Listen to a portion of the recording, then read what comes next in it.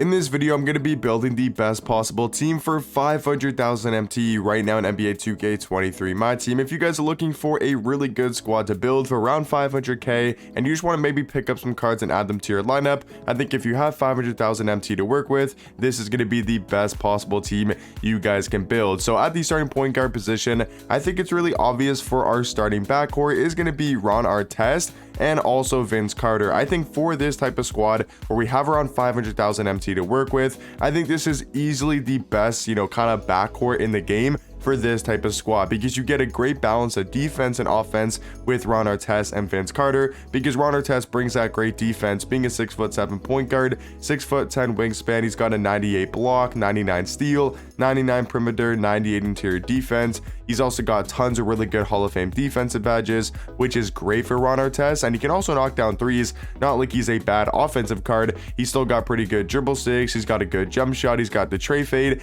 but mainly going to be on our court for his height, his defense, and also his just offensive ability. And then you pair him alongside Vince Carter, who's going to be that really good offensive two guard in the game. For once again, both these guys are around that 70 to 75k range, so maybe at like most 150,000 MT between the two, which is a lot of MT for this type of squad. But still, I think they're such a good backcourt together, because then you got Vince Carter, 6'6" at shooting guard, 6'9" wingspan, and he does bring elite level offense, 99 driving dunk, 99 vertical. He's one of the best slashers in the game with this Vince Carter go-to dunk. He gets crazy contacts, he just finishes at the rim super well, also with the front clutches. He's got a great jump shot with the Kyle Kuzma base, the Vince Carter upper on very quick timing. I still think is one of my favorite jump shots at that shooting guard position. And then you also got Steve Francis, size up. You got the John Wall scape thing behind the back, so all super nice to have for Vince Carter offensively. And I do think that's the perfect backcourt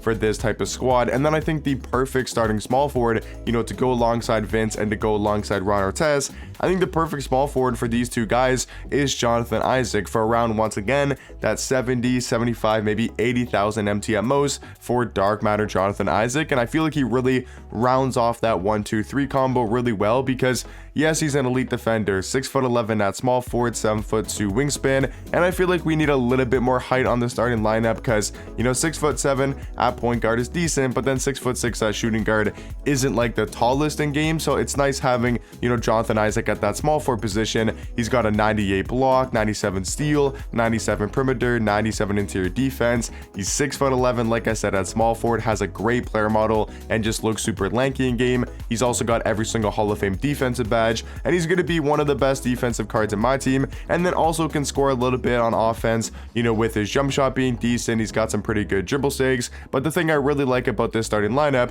is Ron Artest and Jonathan Isaac going to be your two main defenders. Vince Carter going to be your main offensive guy, your main ball handler, your main scorer. But then, Jonathan Isaac, he can chip in some points here and there. Ron Artest, you can give him the ball and he can still score at a very high level. So I really like the balance between these first three cards in the starting lineup. And then you pair them alongside the giant himself, Pink Diamond Taco Fall, to give you that extra height, that mashing ability, and also the ability to defend the taller giants in the game. You get Taco Fall at power forward, 7'6" with an 8'2" wingspan. We know Taco's got one of the best player models in the game. He's still one of the best paint defenders with a 98 block, 92 interior defense, but it's mainly because of his size, his wingspan, and his player model. And then also offensively, like, he can knock down threes. He's not a liability on offense because he can mash every single time. He's such a threat down low that they kind of have to send two, or if they don't have a tall lineup, you're going to score every single time. And I really like the ability of Taco Fall to be able to guard the other opponent's giant. So if they have a Ralph Sampson, a Manute Bol, a Yao Ming, a Rick Smith, they have all these tall cards in the game,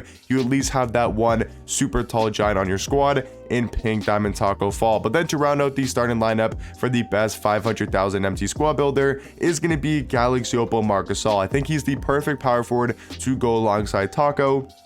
If we're talking about a squad like this, he's only about 20k. Maybe you can get him for a little bit less, like 17, 18k, but that is really good value for Marc Gasol at that power forward position. He's 7'1", 7'4" wingspan, so he's got pretty good size to play initially power forward in game, because even though he's at center and Taco's at power forward, if we were to match up against Dirk Nowitzki at the 4 and we were to match up against Yao Ming at the 5, just hypothetically, I'm not going to have Marc Gasol guarding Yao Ming and Taco guarding Dirk.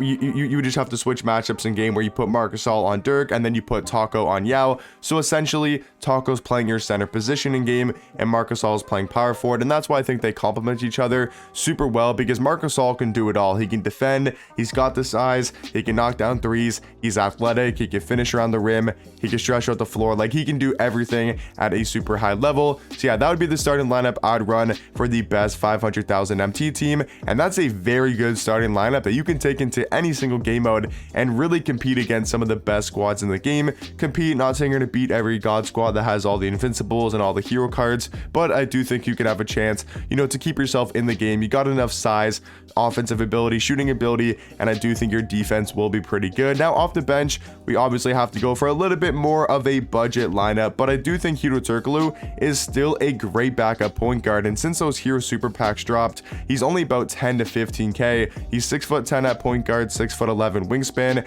He's still got that super fast jump shot with the John Stockton base, the Trae Young upper on very quick timing. Still one of my favorite point guard releases in the game. He's got pretty good dribble sigs with the Kyle Lowry size up, the Curry escape.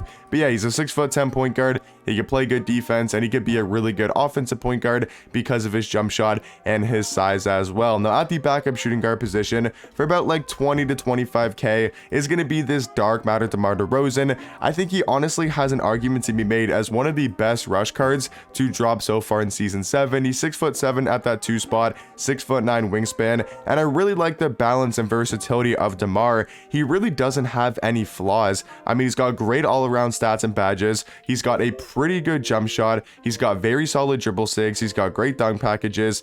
Like, this card can pretty much do it all. He's also got that Devin Booker fade, which is great. His defensive tendencies are solid for a DeMar DeRozan card. So yeah, I think he's a perfect shooting guard off the bench next to Hedo Turkoglu. And then at the backup small forward position for some more just size and defense and just all around ability is going to be the Galaxy Opal hero Brian Scalabrine, who once again, just like Hedo Turkoglu, dropped so much in price because of those hero super packs. He's now down to like 5,000 MT. Maybe he's gone back up a tiny bit to like 10k, but he's still super cheap on the auction house. And he's a 6'9" small forward, 6'9" wingspan. He's got great all around stats and badges. I always say this about Brian Scalabrine, but I view him as pretty much a perfect small forward. I really don't see any flaws with Brian Scalabrine. Great jump shot, some of the best, if not the best dribble sigs, best dunk packages. His defensive tendencies are pretty much maxed out. And like I said, great stats and badges. So Brian Scalabrine for 5k is one of the best value cards for what you get on the court. You get a top 10 small forward, a guy that can compete against some of the best small forwards in the game, that only costs 5,000 MT. So I think he'll be a perfect pairing alongside DeMar and Hedo Turkoglu for this type of squad. And then for the backup power forward position is going to be the only free card in the lineup, and that is going to be Jack Sigma. Now, the only reason why he's in here is because there's not really too many elite budget power forwards in the game, and this card only takes about 30 minutes to an hour to complete. Very simple to do. Everybody playing Myteam, whether you just started out a day ago, whether you've been playing the entire year, I feel like should be able to complete that spotlight challenge.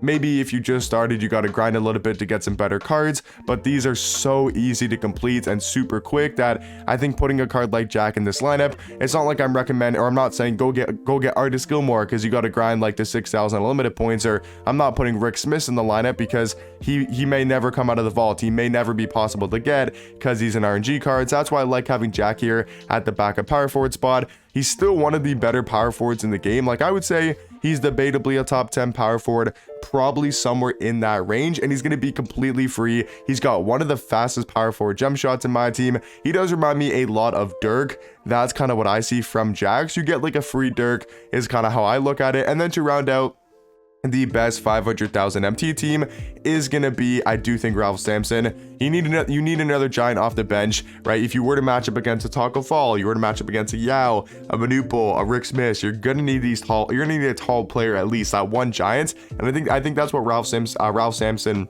brings to the table because of his size, right? 7'4" at center, 7'8" wingspan. He's going to give you that elite level defense on the interior, and then he's also pretty fast for a giant card. 85 speed, 85 acceleration, and just all around, I feel like he perfectly rounds out this bench. And to have a card like Ralph Sampson off the bench is super nice to have. But let me know in the comment section down below, what do you guys think about this 500,000 MT squad? And I'll catch you guys in the next one. Peace.